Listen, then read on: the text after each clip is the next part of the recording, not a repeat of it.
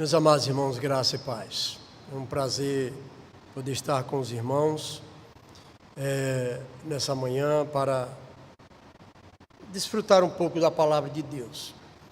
Não quero trazer aqui nenhuma novidade, mas só compartilhar com os irmãos aquilo que nós temos compartilhado na nossa igreja lá. Nós entendemos que é uma necessidade muito grande para nós pensarmos a respeito do que é ser cristão, né? E nós já estamos aí há uns 7 meses, mais de 7 meses, nos debruçando sobre esse tema. E especificamente nós estamos mais dentro daquilo que é chamado de Sermão do Monte, não é? Onde eu quero convidar os irmãos a abrir as suas Bíblias no livro de Mateus, capítulo 7. Mateus, capítulo 7. Eu peço aos irmãos que tenham um pouco de paciência, que eu vou tentar resumir aquilo que eu já discuti com os irmãos e trazer como reflexão para hoje um texto que eu também vou estar meditando na nossa igreja. Mateus capítulo 7. Acharam? Mateus capítulo 7, eu quero ler apenas os versículos 13 e 14. Texto muito conhecido dos irmãos, que diz assim: Entrai pela porta estreita, porque larga é a porta e espaçoso o caminho que conduz para a perdição, e são muitos os que entram por ela. Porque estreita é a porta e apertado o caminho que conduz para a vida, e são poucos os que acertam com ela. Os irmãos mais velhos, aqui quando eu falo mais velhos, da minha idade para frente, tiveram a oportunidade de, assim como eu, vivenciar os anos ao final do século XX, não é? Final do século XX, ele é marcado de um modo muito mais intenso por uma expectativa muito grande sobre a vinda de Cristo. Tudo girava em torno dessa temática. E aí os irmãos, quando vão para lá, vão perceber quantos movimentos avivalistas vai acontecer, vigílias, as igrejas eram repletas de vigílias, quase todo mês tinha uma vigília. Quando você chega no domingo, era um domingo, até num certo sentido, cansativo, né? Porque às vezes começava de manhã, com um culto matinal, logo 5 horas da manhã, escola bíblica, culto, ensaios, evangelização à tarde, e depois culto à noite, e havia isso. Quando você chegava no meio de semana, era culto no lar, nos lares, no que diz respeito à segunda-feira, as famílias se reuniam, mais ou menos na quarta-feira, porque as atividades eram terças e quintas, você tinha culto nas ruas. Toda igreja tinha, eu acho que aqui até o presbítero João de Almeida, acredito que ele ainda tem, era uma caixinha, uma caixa amplificada, que você usava na rua para fazer evangelização. Tudo isso era movido por uma expectativa muito grande a respeito da vinda de Nosso Senhor. E isso não era uma questão meramente nossa, ou seja, da igreja. Até o próprio mundo se preparava para que na virada do ano 2000 haveria, na verdade, um grande movimento que é chamado de o Book do Milênio.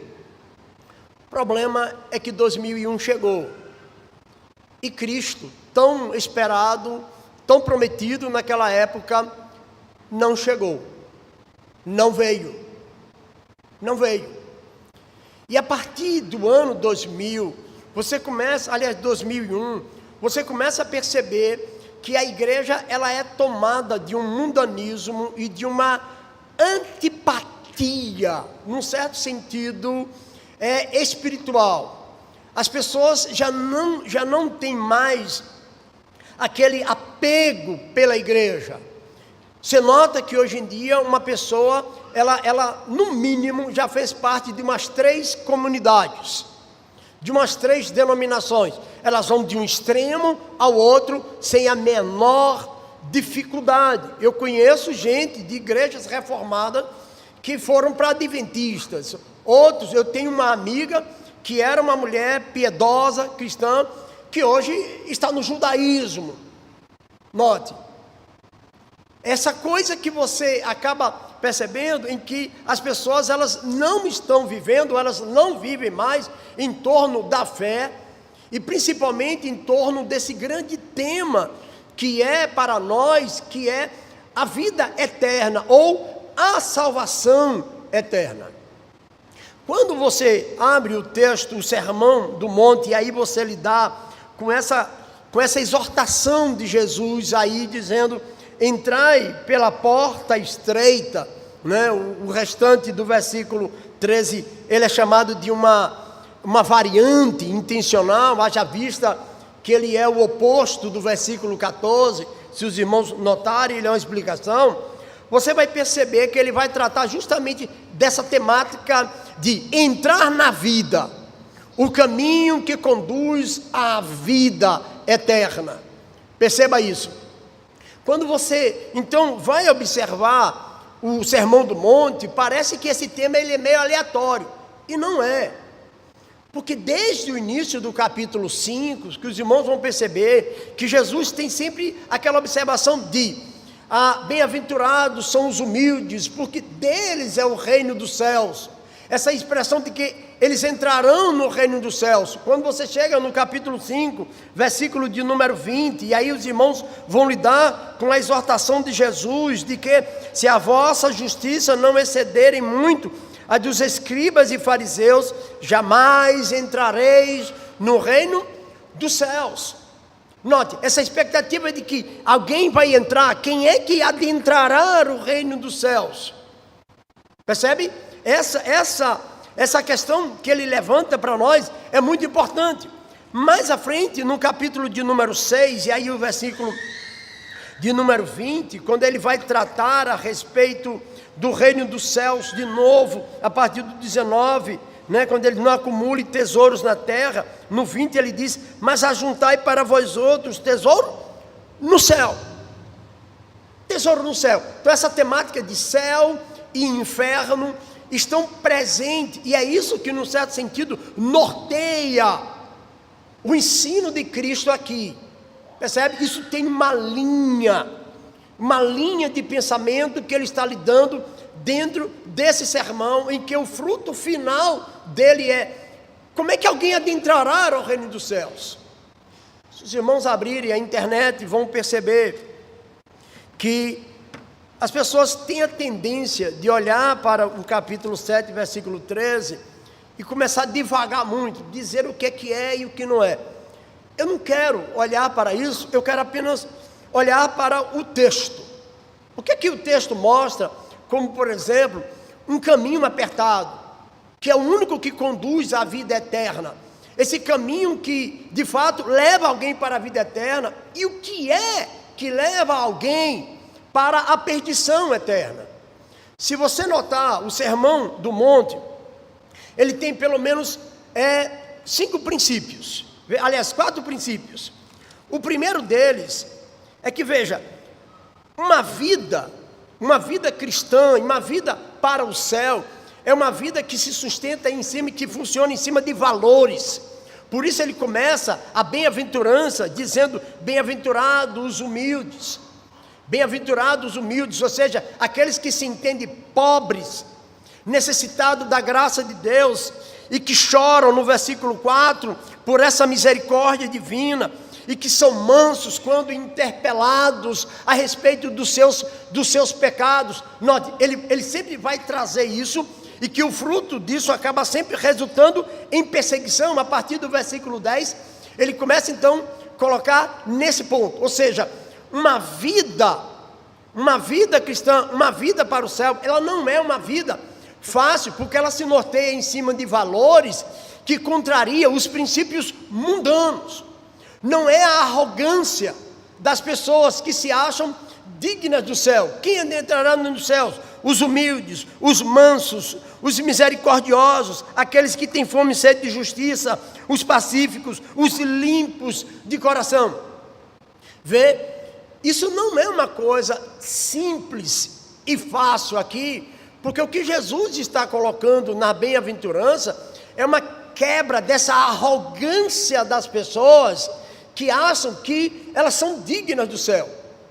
Quando você lê o livro de Mateus, você vai perceber que Jesus vai combater justamente isso. No capítulo 9, por exemplo, na oração dos fariseus, do fariseu e do publicano, qual é a oração do fariseu? Senhor, eu não sou como todos os homens, eu não sou como esse publicano que está aqui do lado.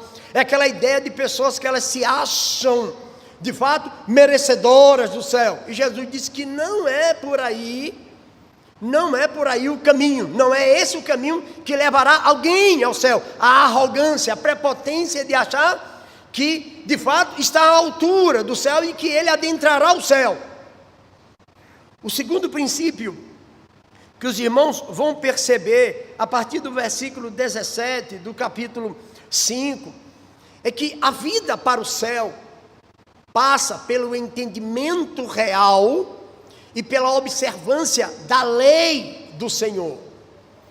Note que quando ele começa, ele diz que ele não vem para revogar a lei, mas ele também diz que, versículo 19, ele diz: aquele, pois, que violar um desses meus mandamentos, pois que é dos menores, e assim ensinar os homens, será considerado mínimo no reino dos céus. Aquele, porém, que os observar e ensinar, esse será considerado grande no reino dos céus. Note que no verso 20, ele justamente coloca isso como sendo a justiça, para que alguém possa adentrar ao reino de Deus. E o que é isso? É o entendimento real. Por exemplo, que a gente muitas vezes não está preocupado quando se trata da lei do Senhor. Não é a lei pela lei, mas é entender o espírito da lei. Por exemplo, no versículo 21, quando ele trata a respeito de não matarás, o que ele coloca aqui? É um princípio que muitas das vezes nós negamos, que aquilo que motiva o assassinato é a ira. É a ira. Quanto muitas vezes nós nos iramos contra os outros e chegamos a destruir os outros com palavras. Por isso ele vai dizer que aquele que insultar o irmão, ou disser qualquer palavra que num certo sentido denigre, que destrói uma pessoa. Uma coisa é você chegar para alguém e dizer assim: fulano é sem vergonha. Outra coisa é você apontar para alguém e dizer: você é um sem vergonha. Isso num certo sentido destrói o outro, mata o outro por dentro.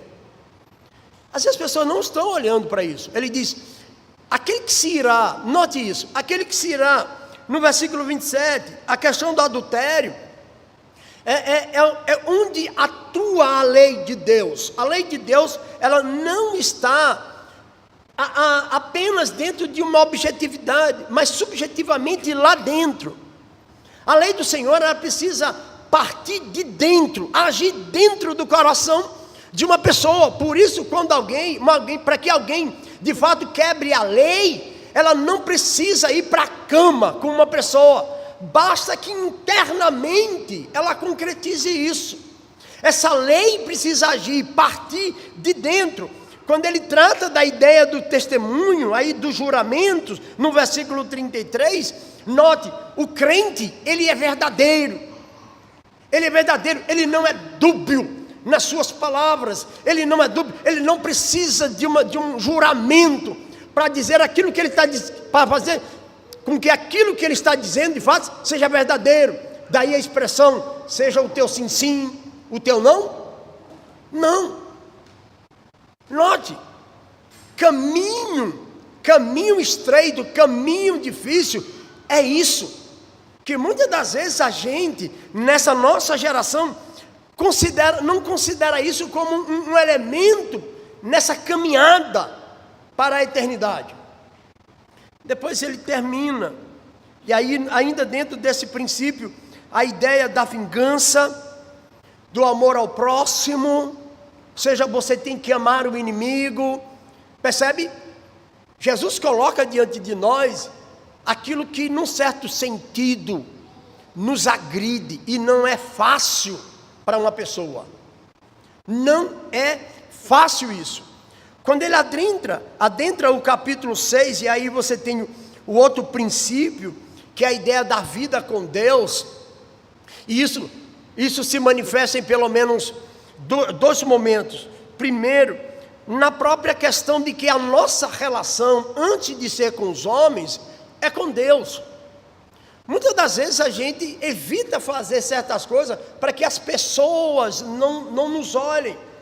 Mas a gente esquece que Deus nos conhece, que Deus olha para nós, que Deus sabe de tudo que nós necessitamos, ou seja, e a única recompensa que de fato deve mover o coração do crente é aquela que vem dele. Por isso o capítulo 6, se os irmãos olharem do versículo 1 até o versículo de número 18, ele vai trabalhar justamente em torno disso. A nossa relação, antes de qualquer coisa, é com Deus. E nisso aqui, veja, a gente precisa tomar cuidado, porque essa expressão é muito comum, de quem não quer ter responsabilidade com a igreja, de quem não quer ter responsabilidade com nada. Não, meu compromisso é só com Deus. E aí você tem os chamados desigrejados, esse tipo de gente que acha que é o seguinte, ela tem essa relação e essa relação anula.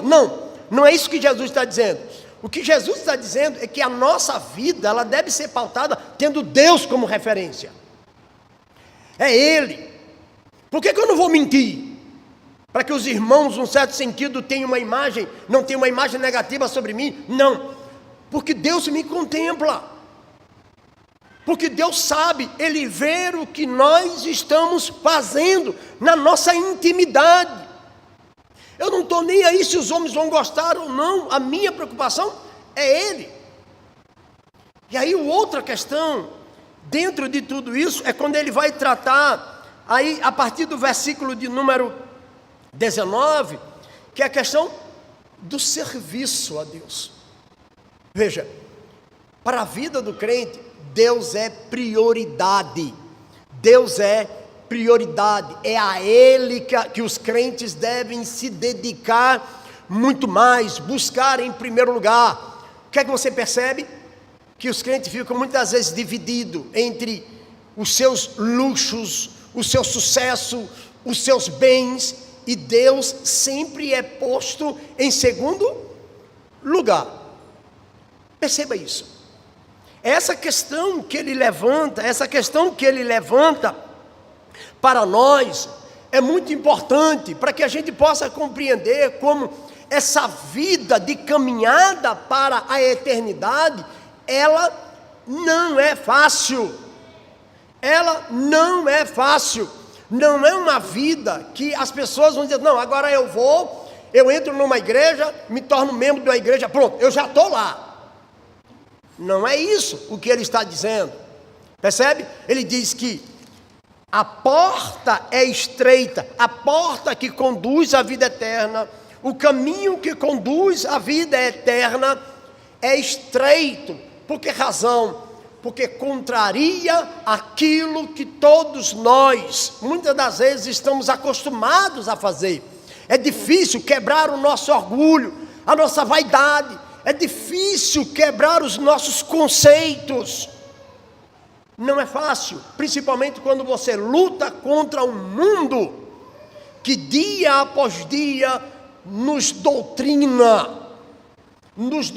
pela música, nos doutrina pelas novelas, pelos filmes, pelos jornais, telejornais, nos doutrina, mostrando que a vida, ela é meramente prazer.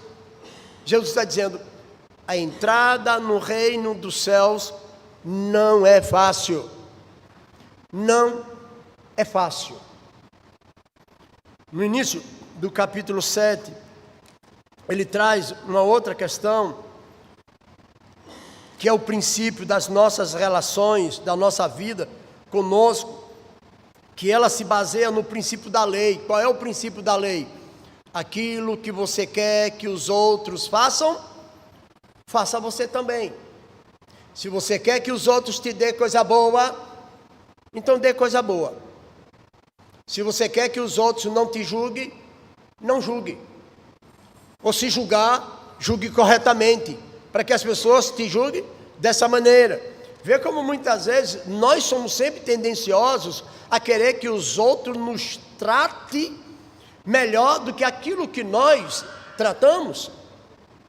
Certa vez, numa discussão com uma irmã na nossa igreja, e estava aquela discussão, e eu questionei a ela o seguinte: se você fosse a uma igreja em que as pessoas lhe tratassem do jeito que você trata quem chega aqui, você ficaria lá? E ela ficou chateada comigo. Quantas das vezes a gente quer, a mulherada quer o marido do sonho, mas é a mulher do sonho? Quer os pais do sonho, mas mas são os filhos do sonho? Quer o pastor do sonho, mas são as ovelhas do sonho? Quer a igreja do sonho, mas são os membros do sonho? Percebe como Jesus coloca diante de nós realidades que, num certo sentido, não são fáceis. Ele próprio reconhece de que isso aqui não é fácil, mas é um único caminho.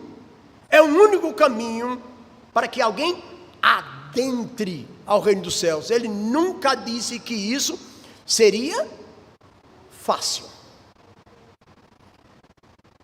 Mas o que é que conduz à perdição? Note que o texto ele parece estar numa encruzilhada aqui, porque às vezes a pessoa pode dizer, não, o que conduz à perdição é isso, é aquilo, aquela coisa que a gente acabou sendo doutrinados a achar que o pregador ele tem que ser o cara mais imaginativo. Não, olha que Jesus aponta para duas direções nesse caso aqui.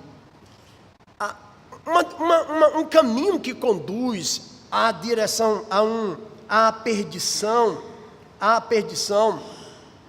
é um caminho em que as pessoas se fundamentam em facilidades. E aqui dois tipos de coisa. Primeiro, numa liderança que lhe proporcione isso. Por isso note que a partir do versículo de número 15, quando ele vai dizer, acautelai-vos dos falsos profetas, Jesus está colocando diante de nós um ensino, que aí você vai perceber nos apóstolos, de que muitas das vezes lideranças, e as pessoas querem lideranças que conduza a elas dentro de uma linha muito fácil, que não cobre, mesmo entendendo que entre a vida e a aparência, e aqui Jesus está fazendo uma crítica aos fariseus, essa ideia da hipocrisia, né? Que eu digo sempre que não há nada no Evangelho que desperte ira em Cristo, que mostre a irritação dele do que hipocrisia. Essa coisa de tentar vender uma imagem que não é verdadeira. Mas as pessoas gostam disso. Note, quando ele diz isso, acautelai-vos dos falsos profetas, por que razão? Porque os falsos profetas sempre conduzem a uma chamada fé que ela é agradável. Veja como isso se repercute dentro do ensino apostólico. Em 1 Timóteo, se os irmãos olharem o capítulo de número 4, e aí ele fala a respeito daqueles que vão apostatar da fé, ele diz, ora, o Espírito afirma expressamente que nos últimos tempos alguns apostatarão da fé, por obedecerem a espíritos enganadores e a ensinos de demônios, pela hipocrisia dos que falam mentira e têm cauterizado a própria palavra, que proíbem o casamento, exigem abstinência de alimentos que Deus criou para serem recebidos com ações de graças pelos fiéis e porquanto conhecem a verdade. Note, é uma liderança que traz modismos. Às vezes a gente encontra irmãos, mesmo no nosso meio, que fica absorvendo ideias de pessoas de fora. Eu disse recentemente na nossa igreja, que quase todo mundo na nossa igreja tem pelo menos 2 pastores. o local e um na internet. Um que segue na internet. E tem gente, eu não estou dizendo isso que já foi feito comigo, que às vezes pegava, por exemplo, uma pregação que eu fazia e ia verificar se o outro concordava. Note, quase todo mundo segue todo mundo e fica numa polvorosa, numa confusão de pensamentos, de ideias, tentando achar o líder ou aquele que tenha a palavra que, num certo sentido, seja agradável, sem se perguntar para onde se está sendo conduzido, para que caminho, para que direção, qual é o final desse caminho que alguém está levando. Na segunda carta de Timóteo, no capítulo 4, veja como o apóstolo Paulo, ao insistir a Timóteo que ele pregue a palavra, ele coloca a razão. Qual é a razão? Ele vai dizer no versículo de número 3, haverá tempo em que não suportarão a sã doutrina, pelo contrário, cercar-se-ão de mestres segundo as suas próprias cobiças, como que sentindo coceiras no ouvido. Entenda coceira no ouvido como sendo prazer. Isso é prazer. Isso é prazer. Minha esposa, vez por outra, me critica, porque eu ainda sou menino, vez por outra, eu não consigo acender um fósforo, que eu não pego o palito e fica assim, mexendo no ouvido, né? Ah, mas não pode. Mas que para nós, tem algo mais gostoso do que isso? Tem algo para dar aquela sensaçãozinha, aparentemente, não é boa, não é bom para o ouvido, mas aquela sensação de prazer. O que ele está dizendo é que as pessoas, ia chegar um momento em que as pessoas estariam muito mais interessadas em alguém para afagar os seus ouvidos. É aquele tipo de mensagem que as pessoas estão querendo olhar, apreciar, agradar-se dela e dizer se concorda ou não. Não é a verdade que está sendo ministrada, percebe? É se ela agrada ou não. Daí você começa a perceber que às vezes, mesmo no nosso meio, existe uma preocupação de como as pessoas estão gostando ou não. E aí você tem os grandes vultos. E qual é a sensação do nosso momento, do nosso período histórico? São chamados coaches. São os pastores coaches. Quem tem a palavra de sucesso para você. Note isso. Pedro, na sua segunda carta, se os irmãos lerem comigo, veja, olha como ele define essa visão da ideia da própria liderança. No capítulo 2 da segunda carta de Pedro, ele diz assim: como no meio do povo surgiram falsos profetas, assim também haverá entre vós falsos mestres, os quais introduzirão dissimuladamente heresias destruidoras, até ao ponto de renegarem o soberano Senhor, que os resgatou, trazendo sobre si mesmos repentina destruição. Muitos seguirão as suas práticas libertinas, e por causa deles será infamado o caminho da verdade. Também, movidos por avareza, farão comércio de vós com palavras fictícias. Note como ele descreve isso. Veja, uma ideia de uma liderança, e aí Jesus vai dizer: tome cuidado com isso. Tome cuidado com isso, porque é fácil de ser enganado. É fácil de ser enganado, essa coisa de que a liderança, ela tem que trazer aquela palavra que seja agradável e que todo mundo quer estar bem, ninguém quer ser ofendido. Ninguém quer ser ofendido. Percebe? O que o texto, Jesus coloca para nós? Ele diz: ora, o caminho que aponta para a perdição é esse caminho em que as pessoas estão atrás de um guia que os conduza para lá. Volta lá então para Mateus. Qual é a outra questão que ele levanta para nós? é uma vida em que existe uma harmonia entre devoção e impiedade. Note que ele termina, após essa colocação, dizendo o seguinte: nem todo que me diz Senhor, Senhor, entrará no reino dos céus, mas aquele que faz a vontade de meu Pai que está nos céus.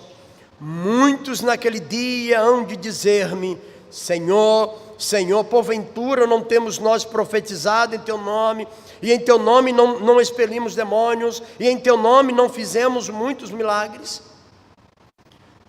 Qual é a resposta de Jesus? Nunca vos conheci. Por que razão? Porque eles praticavam iniquidade, era uma devoção e iniquidade. Eu fui num posto de saúde para pegar uma ficha, aí fico com a minha esposa, vamos lá, a fila, e aí um bocado de gente, e lá tinha uma irmãzinha, e curioso, aí ela era de uma igreja muito conhecida, conversando com a outra, disse: porque Jesus e fazia isso, e que a igreja tinha poder e era cura. E aí no meio da conversa vai rolando, aí lá na frente a mulher pergunta para ela e diz assim: e o seu marido? Ela fez: qual? Aí eu já olhei de lá e disse: qual? Aquele, eu já mandei para... E já casou? Não, ainda não, a gente está fazendo aí uma espécie de uma experiência, se der certo. A gente, se não, eu chuto ele e pego outro. Mas antes ela tinha falado em línguas estranhas, antes ela tinha dito que no culto tinha poder, tinha essas coisas todas. Recentemente nós fomos bombardeados por duas informações na imprensa. Uma, de um caso de adultério dentro de uma igreja em Aracaju. E quem era? Era o pastor e o filho. Foram acusados, até hoje calaram a boca. Depois, numa igreja que saiu do nosso meio, presbiteriano renovado, o caso lá de 2 homens que queriam casar, tal, e estava lá, mas aí a igreja tal, e eles levaram isso na mídia. Eu comentando isso na nossa igreja, eu disse: eu não consigo entender como é que uma pessoa está há 2 anos, os dois estavam há 2 anos numa igreja, e não sabia que a igreja proibia isso. Que tipo de mensagem ela estava ouvindo? Que tipo de mensagem ela estava ouvindo? Percebe? Muitas vezes as pessoas, elas não podem ser ofendidas para não deixar o nosso meio, mas elas são conduzidas achando que elas vão para o céu, vivendo uma vida completamente oposta àquela que é a vontade de Deus. Por isso Jesus vai dizer: quem entrará no reino dos céus? Versículo 21, nem todo que me diz Senhor, Senhor, entrará no reino dos céus, mas aquele que faz a vontade do Pai. E desde quando a vontade do Pai inclui uma vida de iniquidade, de impureza, de mentiras, de iras, de discórdia? Percebe? Essa coisa em que Deus é posto sempre em segundo lugar. Qualquer coisa é mais importante. Qualquer coisa é mais importante. Nós vamos fazer um trabalho. E de repente uma irmãzinha liga: pastor, eu não vou não hoje. Porque eu vou cozinhar feijão. Não acho que eu estou exagerando. Ela disse: eu vou cozinhar feijão hoje, pastor, por isso eu não vou para o culto hoje. Eu digo: está feijão duro. Você feijão ou pedra? Querido, hoje em dia tem panela de pressão. E os feijão de hoje em dia não passar de 20 minutos. Bagunça. Mas ela não podia ir ao culto porque ela ia cozinhar feijão. Percebe? Imagine se ela fosse cozinhar uma carne de pescoço. Ela ia passar o ano sem ir na igreja. Note como muitas vezes hoje em dia as pessoas elas estão buscando um caminho para Deus que lhe permita harmonizar impiedade, iniquidade, pecado com santidade. E aí, se você olhar para o texto, você vai perceber o seguinte: o que é que Jesus está dizendo? Não se engane. O crente vai para o inferno. O crente vai para o inferno. Qual? Veja, se você olhar para essas pessoas, se você diria que essas pessoas não eram dignas do céu. Ela profetizava, ela expelia demônio, ela fazia milagres. Tudo que encanta. A gente cria uma ideia tão simples de que as pessoas estão vivendo bem, a igreja tal é boa. Ora, quando eu olho para as igrejas do Apocalipse, se Cristo não dissesse que elas estavam tudo perdidas, exceto a Filadélfia, eu diria, é a igreja do sonho. Laodiceia era a igreja do sonho. Era a igreja do sonho. Mas havia um caminho que conduzia as pessoas para a perdição. Para a perdição. E por isso Jesus vai dizer: o caminho para o reino de Deus, o caminho para o céu, não é fácil. Não é fácil. Certa vez alguém disse a mim, eu pastoreava a igreja em Itapuranga, e disse a mim, perguntou: pastor, o que é que eu devo fazer para ser mais útil dentro da igreja? É aquela coisa de que todo mundo tem que ter cargo, né? A igreja tem que inventar cargo para cima e para baixo. A minha resposta para ela foi: seja crente. Não, pastor, seja crente, filho. Você quer uma coisa para dar mais trabalho do que ser crente?